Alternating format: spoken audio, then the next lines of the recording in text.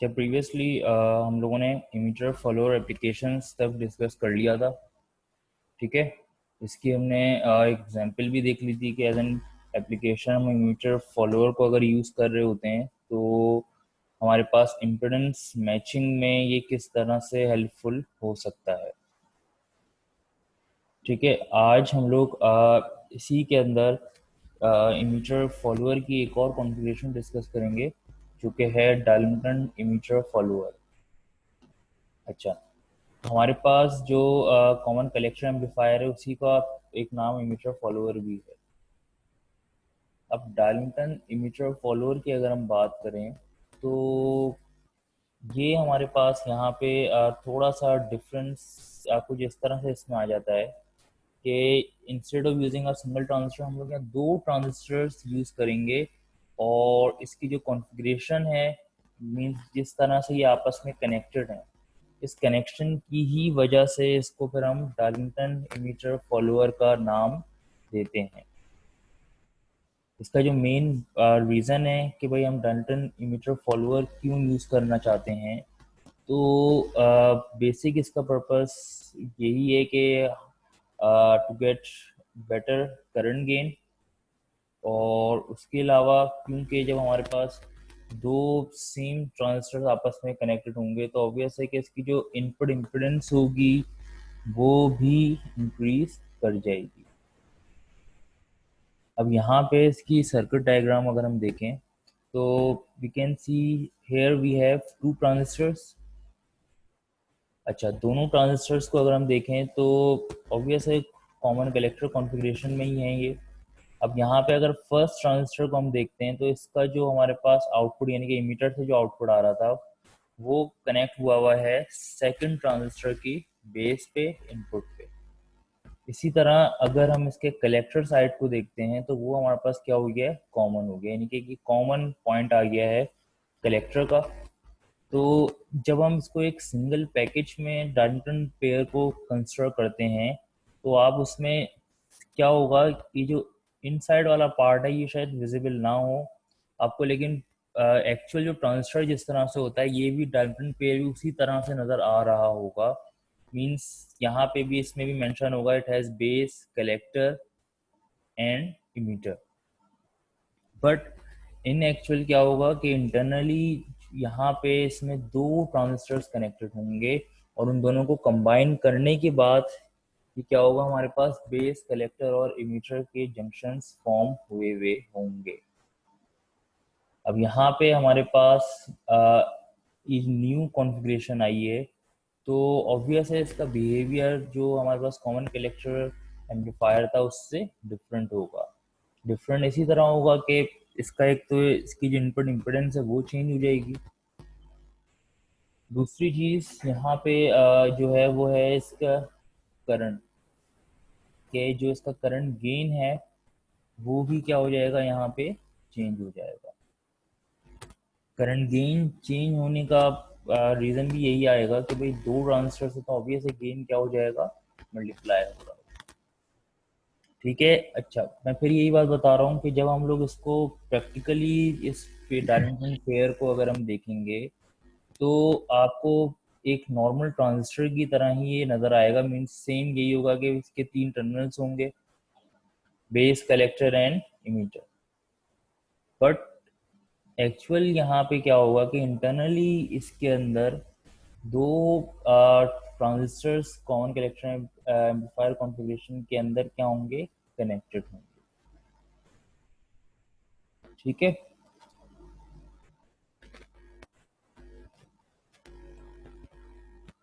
अब अगर हम बात करते हैं कि इसमें जो हम सप्लाई प्रोवाइड करेंगे तो यहाँ पे ओवरऑल फ्लो ऑफ करंट किस तरह का होगा। अच्छा, क्योंकि ये कॉमन कलेक्टर एम्पलीफायर कॉन्फ़िगरेशन में है तो ऑब्वियस है हमारे पास यहाँ पे जो कपलिंग कैपेसिटर्स आएंगे वो आ जाएंगे इनपुट साइड पे और आउटपुट साइड जो कि इमीटर पे है। तो ये हमारे पास यहाँ पे कपलिंग कैपेसिटर कनेक्टेड है। उसके अलावा हमारे पास यहाँ पे सप्लाई आ जाएगी वीसीसी। अच्छा, वीसीसी को अगर हम देखते हैं तो ये सप्लाई हमारे पास दोनों ट्रांजिस्टर्स में क्या होगी, कॉमन हुई। और उसके अलावा इस कनेक्शन के अलावा एक चीज़ और देखें तो यहाँ पे हमारे पास ये R1 और R2 कनेक्टेड हैं, जो कि हमारे पास कॉमन कलेक्टर एम्पलीफायर की ही कॉन्फ़िगरेशन का पार्ट है।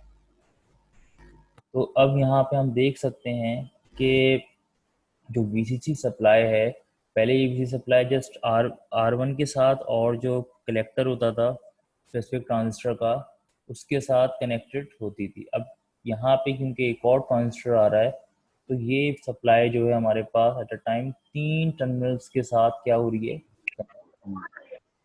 जिसके अंदर हमारे पास कलेक्टर पॉइंट आ रहा है एक का, यानी कि ट्रांजिस्टर का। उसके बाद हमारे पास R1 आ रहा है, जो कि हमारे पास अगेन जो ट्रांजिस्टर 1 है उसके साथ जो जो वोल्टेज डिवाइडर कॉन्फ़िगरेशन की वजह से R1 R2 कनेक्टेड हैं, वो कनेक्ट हुआ हुआ है यहाँ पे। और तीसरे यहाँ पे हमारे पास सेकंड ट्रांजिस्टर का कलेक्टर आ रहा है। तो ये हमारे पास इसकी एक कॉन्फ़िगरेशन फॉर्म हुई हुई है। अच्छा, अब यहाँ पे अगर हम फ्लो ऑफ करंट की बात करें, तो इस पॉइंट पे अगर हम देखें तो अगर यहाँ से जो हमारे पास सप्लाई जा रही होगी, वो सप्लाई एक तो हमारे पास यहाँ R1 और R2 की तरफ जाएगी। दूसरा एंड जो होगा हमारे पास वो क्या होगा, वो इस पॉइंट पे आके डिवाइड हो रहा होगा बिटवीन IC1 एंड IC2। तो हम कह सकते हैं कि एट दिस पॉइंट हमारे पास यहाँ पे जो करंट होगा वो होगा IC1 प्लस IC2।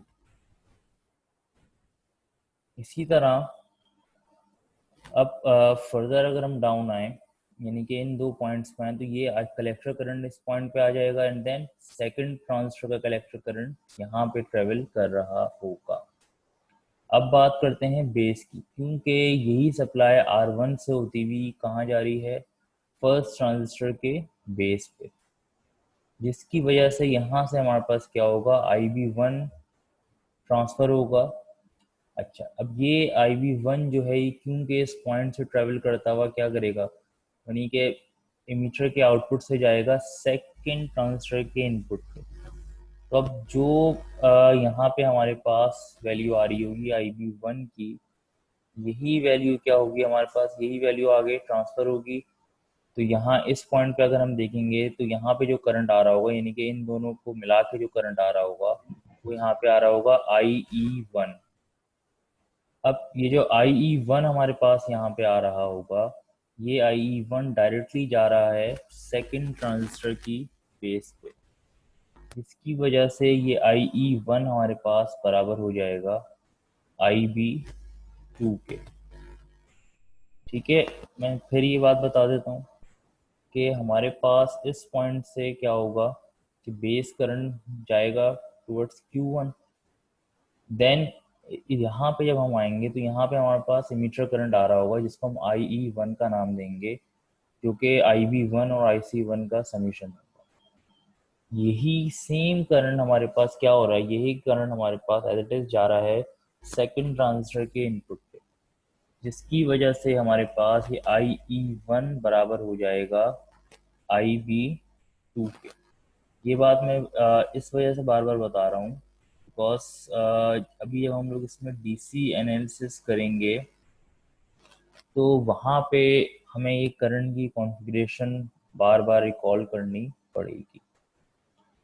देन यहाँ से फर्दर अगर हम डाउन आते हैं तो इस पॉइंट पे हमारे पास क्या होगा, IE2 आ रहा होगा, और ये हमारे पास क्या हो रहा है, RL कनेक्टेड है, लोड कनेक्टेड है। ठीक है, ये हमारे पास इमीटर फॉलोअर की कॉन्फ़िगरेशन थी यूजिंग डार्लिंगटन। तो इसको हम लोग डार्लिंगटन इमीटर फॉलोअर का यहाँ पे नाम दे रहे हैं।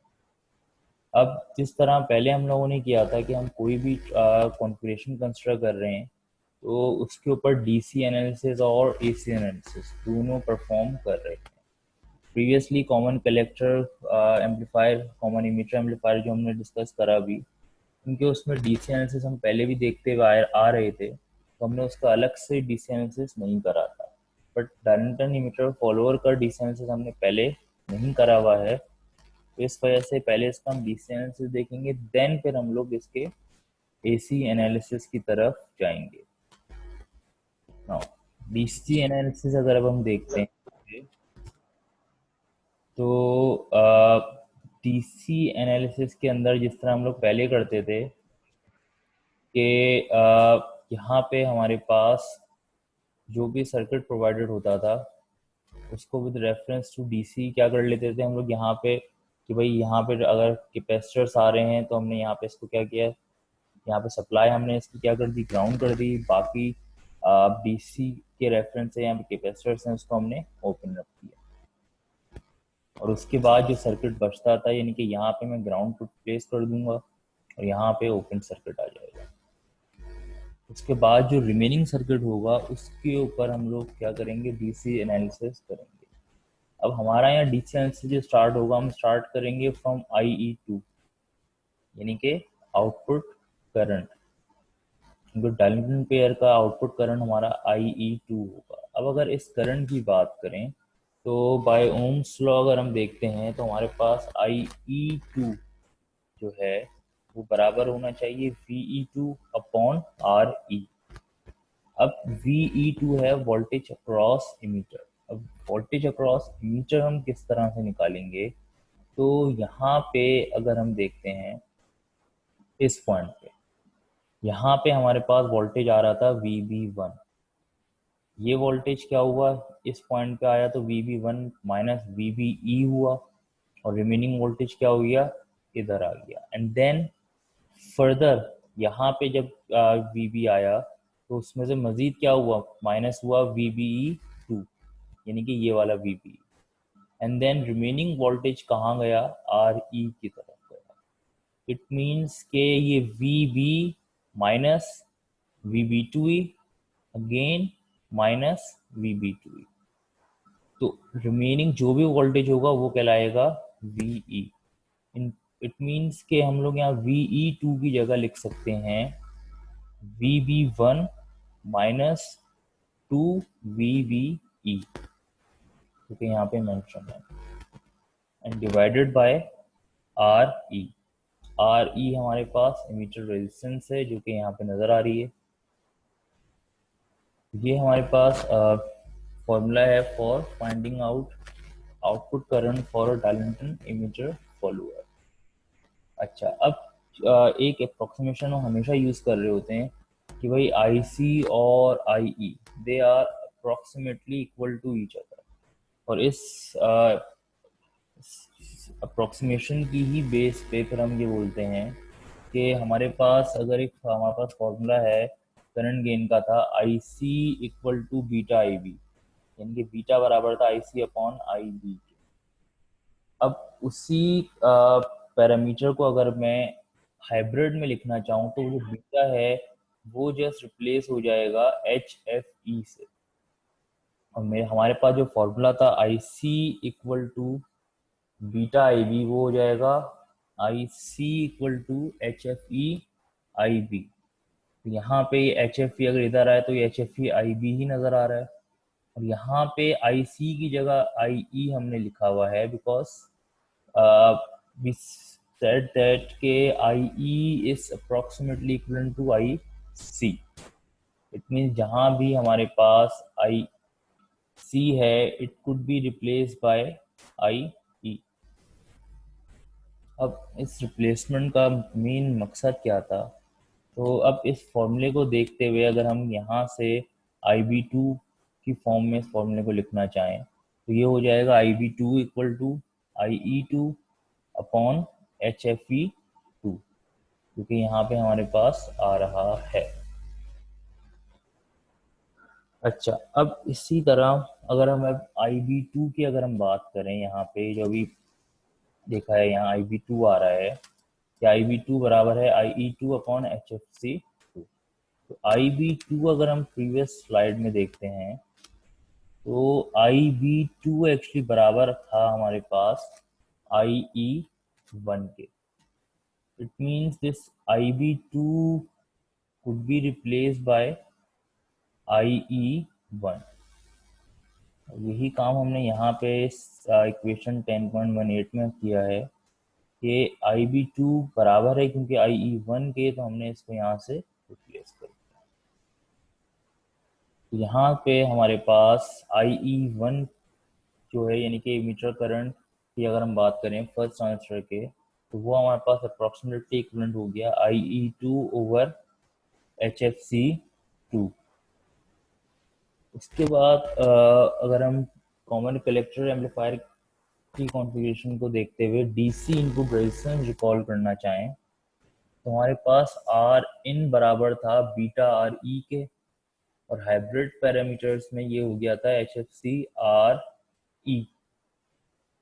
तो यहाँ पे हमने वही एक्सप्रेशन लिखी हुई है कि आर इन बराबर है H F C R E. Now अब यहाँ पे अगर हम बात करें इस आर इन की, अगर मैं इसको कह देता हूँ आर इन को आर इन वन, देन हमारे पास ये बराबर हो जाएगा एच एफ सी वन, यानी कि फर्स्ट ट्रांजिस्टर का जो गेन है वो, और इनटू यहाँ पे हमारे पास आ रहा था इस पॉइंट पे अगर हम देखते हैं तो यहाँ पे आ रहा था आर ई। आर ई यानी कि ये वाला एरिया। तो अगर अब हम यहाँ पे हम नोट करते हैं तो आर ई की अगर हम बात करें यहाँ पे इस पॉइंट पे अगर हम देख रहे हैं, क्योंकि यहाँ बाय फॉर्मूला अगर हम देखते हैं तो आर इन बराबर है H F C R E. R in को मैंने ले लिया R in one, H F C आ गया, उसके बाद एच एफ सी वन हो गया। अब क्योंकि यहाँ पे हम अगर नोट करें इस एरिया में we don't have R E two, but इस पॉइंट पे जो रेजिस्टेंस होगी वो एक्चुअली इसकी इनपुट रेजिस्टेंस होगी। It means R E one की जगह हम यहाँ पे लिख सकते हैं R in two. R in two इस वजह से बिकॉज वो इस ट्रांजिस्टर की इनपुट रेजिस्टेंस है। तो यहाँ पे हमारे पास आर इन बराबर हो गया H F C R in two. यहाँ तक किसी को है कोई कंफ्यूजन तो पूछ लें। हम लोग एच एफ सी की जो मैं बार बार यहाँ पे बात कर रहा हूँ, तो ये हमारे पास हाइब्रिड पैरामीटर है। आपको अगर डाटा जो है हाइब्रिड पैरामीटर की फॉर्म में दिया हुआ है ना, तो फिर हम लोग क्या करेंगे, हमें ये डाटा जो भी फॉर्मुलेशन है उसको हमें हाइब्रिड फॉर्म में यूज़ करना पड़ेगा। यानी कि इंस्टेड ऑफ बीटा अगर आपको एच एफ सी दिया हुआ है तो फिर आप क्या करेंगे, उसको एच एफ सी के ही फॉर्मूले में यूज़ कर रहे होंगे।